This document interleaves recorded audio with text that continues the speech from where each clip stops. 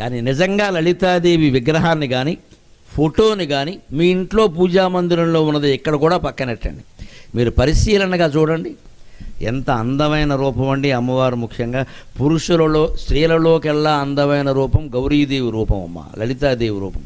పురుష దేవతల్లోకెల్లా అందమైన రూపం శ్రీరామచంద్రమూర్తి యొక్క రూపం అమ్మ, శ్రీరామచంద్రమూర్తి రూపం. అజానుబాహుమరవిందదళాయదాక్షం రమం నిశాచర వినాశకరం నమామి.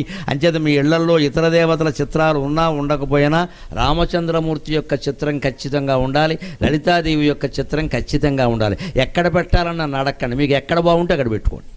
మళ్ళీ ఇదో శంక ఎక్కడ ఈశాన్యంలో పెట్టచ్చా, నువ్వు ఏ దిక్కులో పెట్టావనేది దేవుడు చూడ్డు, నువ్వు ఆ దిక్కు చూస్తున్నావా లేదా అనేది లెక్క. మీరు కాఫీ తాగే చోట కృష్ణ పరమాత్మ విగ్రహం పెట్టుకుని కాఫీ తాగుతున్నంతసేపు కృష్ణుడినే చూడండి అమ్మా. కాఫీ కృష్ణుడు తాగాడు, మీరు తాగలేదు. చాలా బాగుంటుంది.